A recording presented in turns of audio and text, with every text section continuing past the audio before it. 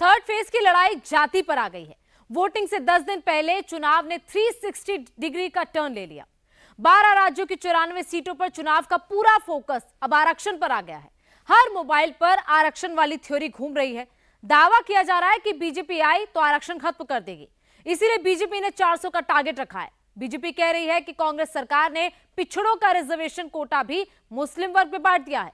लेकिन क्या वाकई में ऐसा हुआ है? क्या बीजेपी सरकार आई तो आरक्षण खत्म हो जाएगा, या कांग्रेस आई तो दलितों और ओबीसी को मिलने वाला आरक्षण मुसलमानों को दे देगी? देखिए एक्सक्लूसिव रिपोर्ट और पूरी बात को समझिए। 400 पार क्यों? मैं जवाब देता हूं। आप जो राज्यों में हथकंडे अपना रहे हो, दलितों के, आदिवासियों के, ओबीसी के आरक्षण चोरी करने का जो खेल खेल रहे हो, उसे लूटने का खेल खेल रहे हो, आपके ये खेल बंद करने के लिए, हमेशा बंद करने के लिए, आपके मंसूबों को हमेशा हमेशा ताला लगाने के लिए मोदी को 400 पार चाहिए।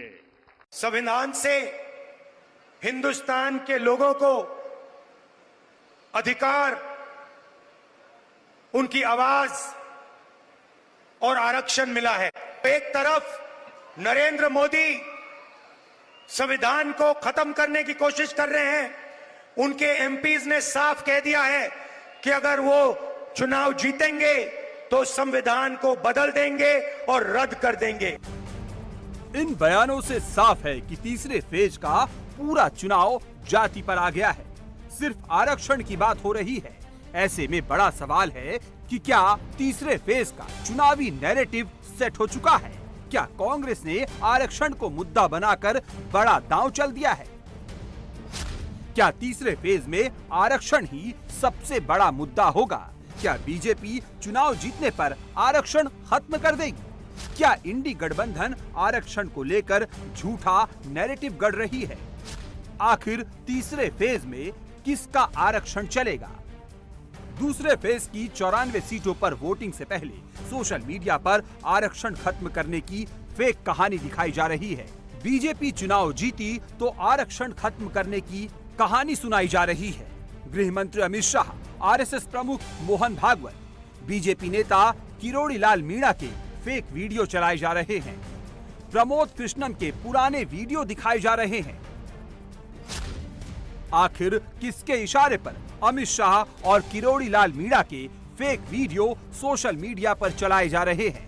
किन लोगों के इशारे पर आरक्षण खत्म करने का झूठा प्रोपेगेंडा फैलाया जा रहा है? दरअसल आरक्षण वाले इस फेक नैरेटिव के पीछे एक पूरा इकोसिस्टम काम कर रहा है। इन सब के पीछे @दबंग योगी हैंडल काम कर रहा है। अमित शाह से लेकर किरोड़ी लाल मीणा के फेक वीडियो इसी ग्रुप से व्हाट्सएप पर भेजे जा रहे हैं। अब देखिए इन सब के पीछे कौन है। ये जयवर्धन सिंह है, कांग्रेस से जुड़े हैं। खुलेआम कह रहे हैं कि दबंग योगी भाई अगली बार हमें ऐसे और कंटेंट चाहिए, मैं अपने अकाउंट से भी इसे पोस्ट करूंगा।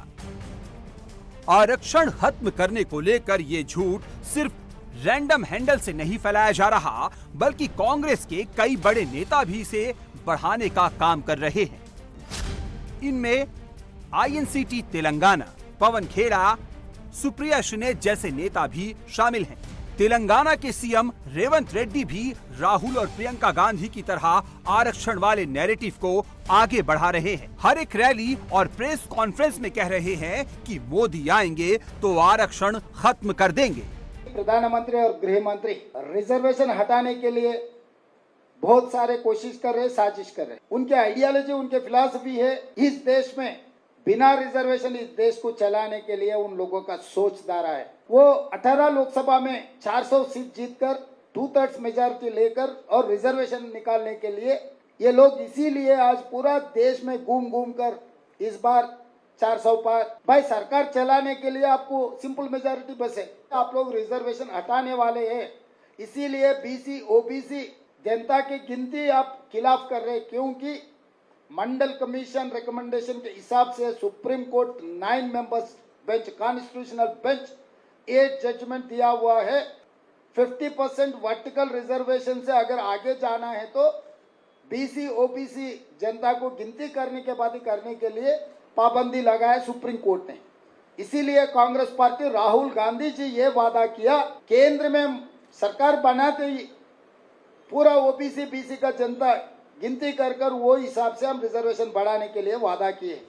ऐसे संवेदनशील विषयों की फर्जी खबरें आग की तरह फैलती है। जाहिर तौर पर अब तक ये हजारों मोबाइल पर चल चुकी होंगी। यही वजह है कि गृह मंत्री अमित शाह और आरएसएस प्रमुख मोहन भागवत को सामने आना पड़ा। अमित शाह ने कहा कि राहुल गांधी और कांग्रेस आरक्षण को लेकर देशवासियों को गुमराह कर रही है। राहुल गांधी निराधार झूठ बोलकर लोगों को गुमराह करने का काम कर रहे हैं। भारतीय जनता पार्टी की सरकार इस देश में 10 साल से चल रही है और दोनों बार पूर्ण बहुमत की सरकार मिली है।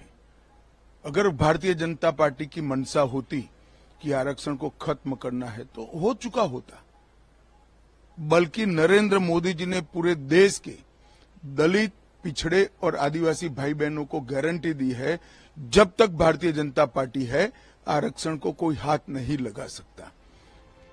संघ प्रमुख मोहन भागवत ने भी कहा कि संघ परिवार ने कभी भी कुछ खास समूहों को दिए जाने वाले आरक्षण का विरोध नहीं किया है। संघ का मानना है कि जब तक जरूरत हो आरक्षण को जारी रखा जाना चाहिए। अभी मैं यहाँ आया कल तो मैंने सुना एक वीडियो घूम रहा है कि संघ वाले बाहर से तो बात ही अच्छे करके अंदर जाके कहते हैं आरक्षण का हमारा विरोध है, बाहर हम बोल नहीं सकते। अभी एकदम असत्य बात है, गलत बात है। जब से आरक्षण आया है तब से संविधान सम्मत सारे आरक्षण को संघ पूर्ण समर्थन देता है और संघ ये कहता है कि आरक्षण जिनके लिए है उनको जब तक आवश्यक लगेगा या सामाजिक कारणों से दिया गया है, वो भेदभाव जब तक है तब तक ये आरक्षण जारी रहना चाहिए। दरअसल देश में कुल 543 लोकसभा सीटों में से 84 सीटें एससी के लिए और 47 सीटें एसटी के लिए रिजर्व है, यानी इन सीटों पर एससी या एसटी उम्मीदवार ही होता है। 1991 के बाद बीजेपी ऐसी पार्टी थी जो 2014 में इनमें सबसे ज्यादा सीटें जीती और 2019 में भी ये आंकड़ा और बड़ा हो गया।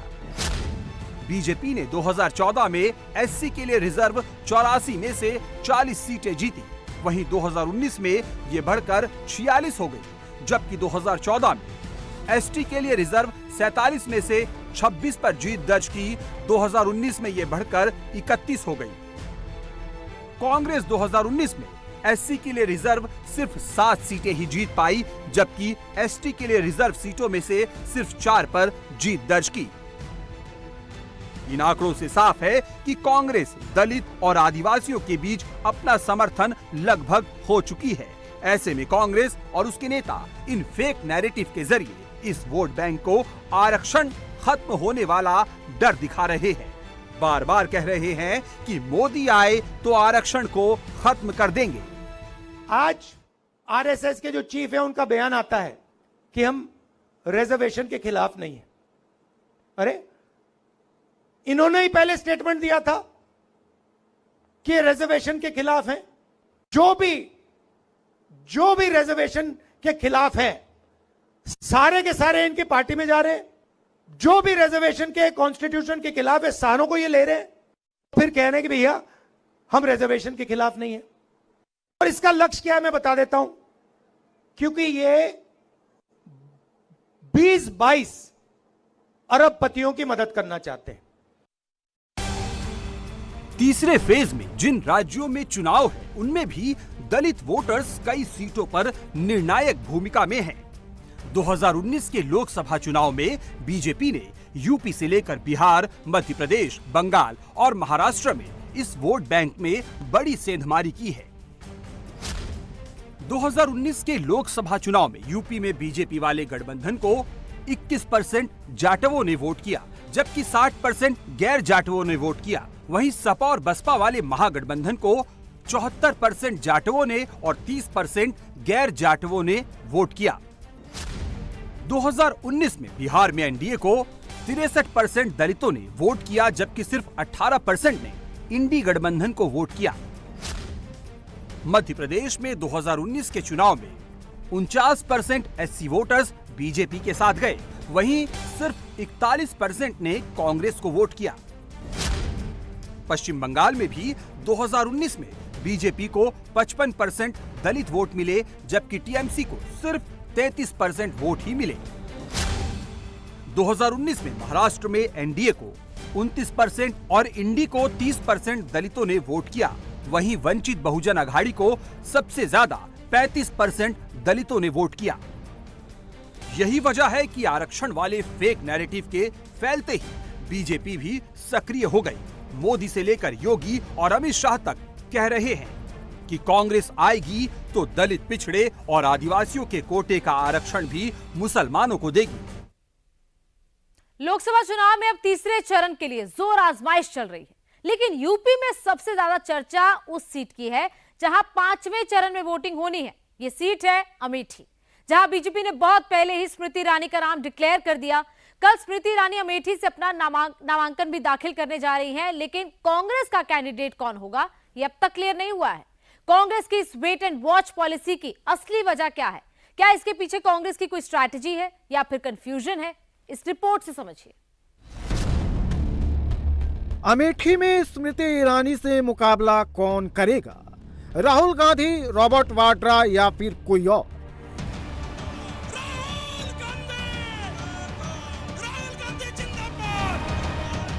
अमेठी को लेकर कांग्रेस में जितना कंफ्यूजन इस बार दिखा, पहले कभी नहीं दिखा। लेकिन इसकी वजह क्या है?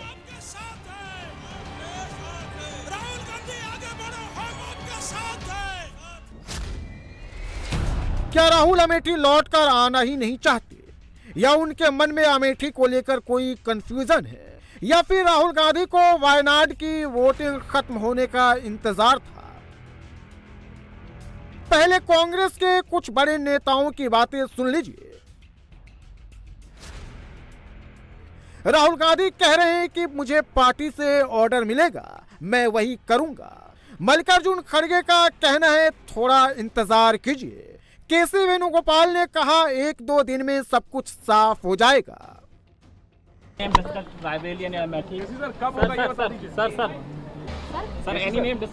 When can we expect, sir? When can we expect? Within 1 or 2 days. Tomorrow we can. 1 or 2 days, everything will be clear. Sir Rahul ji लड़ेंगे?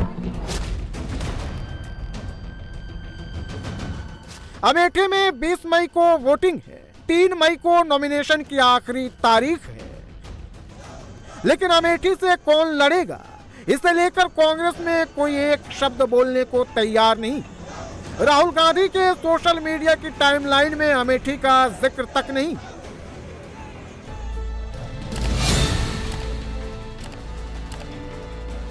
लेकिन स्मृति ईरानी की टाइमलाइन अमेठी की तस्वीरों से भरी पड़ी है। एक भी दिन ऐसा नहीं जब स्मृति अमेठी से दूर रही। अमेठी के गली मोहल्ले, गांव देहात, हर जगह जाकर वो लोगों से मिल रही और अयोध्या में रामलला से अपनी जीत का आशीर्वाद भी मांग रही।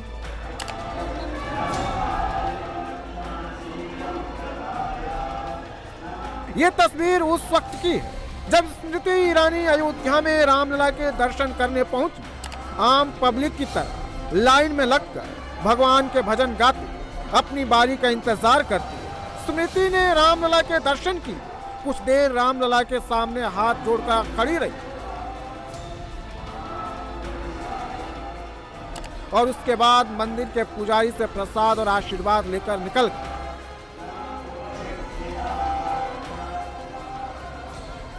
इससे पहले स्मृति ईरानी ने हनुमानगढ़ी में बजरंगबली के भी दर्शन किए, वहां भी पूजा की और वहां से निकली तो राजनीति पर कुछ नहीं बोली, सिर्फ रामलला की बात, देश की बात की, धर्म की बात की और सनातन की बात की।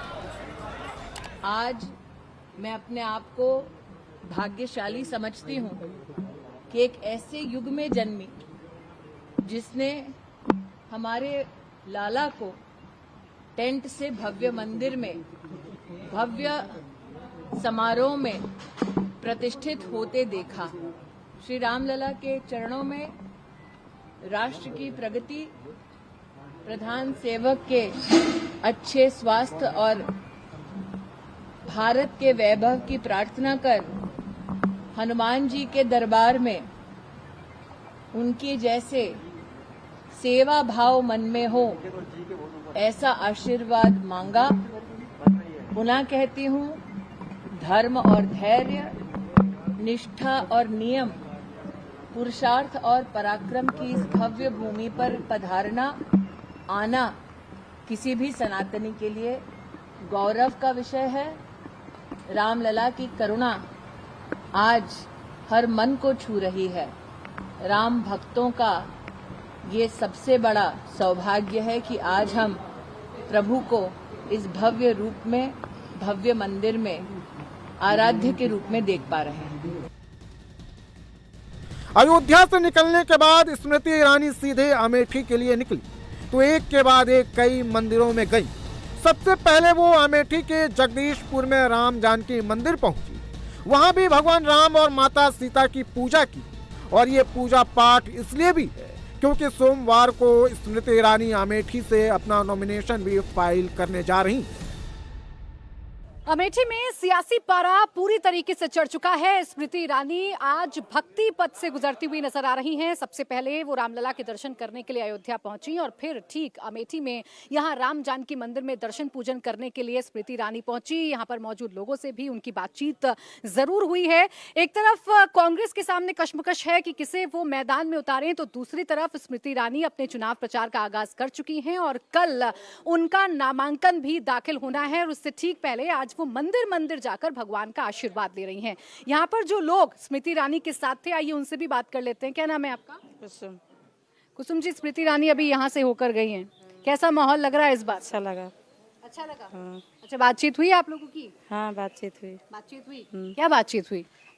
अरे मोदी के वोट दीजिए, यही बात वह जिताबाजी और क्या। राहुल गांधी आगे तो जमानत जब्त जमानत जब्त, ऐसा क्यों लग रहा है? ऐसा अमेठी की जनता बोल रही है। काम हुआ है, उनके समय में कभी वो दिखाई नहीं पड़ते थे। 5 साल हो गया है, वो हवा की तरह टाटा बाय बाय करते हैं। राहुल गांधी ईद के चांद हैं। साल में एक बार दिखाई देते हैं, काम कोई करना नहीं है। स्मृति ईरानी और राहुल गांधी में इस बार एक बेसिक फर्क है। स्मृति अमेठी में डेरा डालकर बैठी हैं, जहां जा रही हैं लोगों से मिल रही हैं, उनके बीच में बैठकर पूजा पाठ कर रही हैं, धार्मिक आयोजनों में शामिल हो रही हैं, महिलाओं के बीच जाकर उन्हीं के रंग में रंग जा रही हैं और कोई काम लेकर आ रहा है तो उसकी बात भी सुन रही हैं।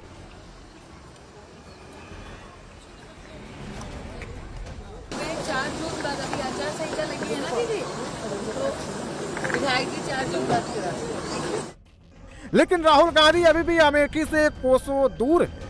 अमेठी के लोगों ने लंबे वक्त से उन्हें देखा तक नहीं। हालांकि यूपी में कांग्रेस के ज्यादातर नेता राहुल गांधी को अमेठी से चुनाव लड़ने की मांग कर रहे हैं और ये भी कह रहे हैं कि अमेठी की सीट पर अभी तक कैंडिडेट डिक्लेयर नहीं करना कांग्रेस की एक स्ट्रेटेजी है। अनाउंसमेंट जल्द से जल्द हो रहा है, हम अपनी रणनीति के तहत अनाउंसमेंट कर रहे हैं और जैसे ही अनाउंसमेंट होगा आपको जानकारी होगी। और एक एक कांग्रेसी उत्तर प्रदेश का चाहता है श्री राहुल गांधी जी चुनाव लड़ें, श्रीमती प्रियंका गांधी जी चुनाव लड़ें और हम सब लोगों ने अपील की है अपने प्रेसिडेंट खड़गे साहब से और गांधी परिवार से कि हम लोगों के इस अनुरोध को माना जाए। बाकी कांग्रेस जो भी फैसला लेगी, जो निर्णय लेगी, हर एक कांग्रेसी उस फैसले का सम्मान भी करेगा, स्वागत करेगा और अमेठी से स्मृति ईरानी जी को हम लोग भगाने का भी काम करेंगे। सवाल यह कि अमेठी में कांग्रेस का कैंडिडेट अभी तक न डिक्लेयर करना अगर कांग्रेस की रणनीति का हिस्सा है तो ये रणनीति क्या है? कुछ लोगों का कहना है कि राहुल गांधी जानबूझकर वायनाड में वोटिंग खत्म होने का इंतजार कर रहे थे क्योंकि वहां लेफ्ट पार्टीज ये नैरेटिव सेट करने की कोशिश में थी कि राहुल अमेठी से चुनाव जीत गए तो वायनाड छोड़कर चले जाएंगे। जाहिर है कांग्रेस और राहुल गांधी दोनों नहीं चाहेंगे कि वायनाड के लोगों में ऐसा कोई इंप्रेशन जाए, इसलिए बहुत मुमकिन है कि वायनाड की वोटिंग का इंतजार किया गया हो।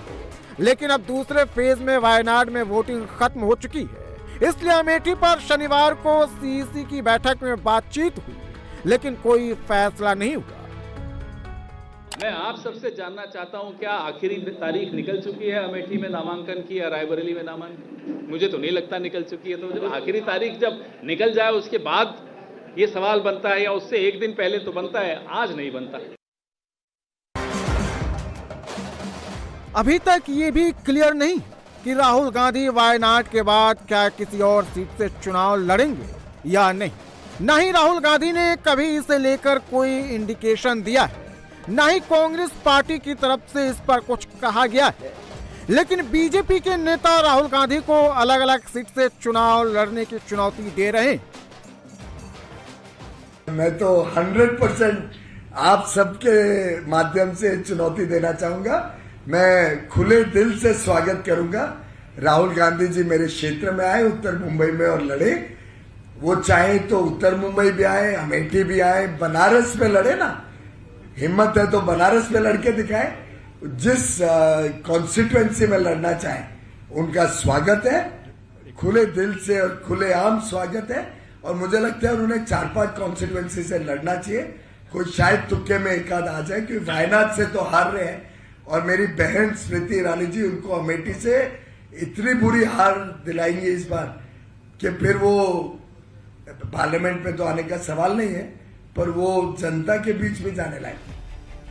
सवाल यह है कि जो अमेठी सीट कभी नेहरू गांधी परिवार का गढ़ रही, जिस अमेठी सीट से संजय गांधी, राजीव गांधी, सोनिया गांधी और खुद राहुल गांधी सांसद रह चुके हैं, वहां राहुल गांधी ने सिर्फ एक चुनाव हारकर इतनी दूरी क्यों बना ली? राहुल गांधी ने अमेठी को फिर कभी झांक कर क्यों नहीं देखा? अमेठी की जनता के मन में यह सवाल तो जरूर है, और स्मृति उसे हथियार बना रही। रिश्तों की दुहाई इतनी दी, फिर वायनाड चले गए। वायनाड जाकर जब नामांकन पत्र भरा तो घोषित कर दिया कि अब वायनाड ही उनका परिवार है। हमने कहा वाह भैया, लोगों को रंग बदलते देखे थे, परिवार बदलते पहली बार देख रहे हैं।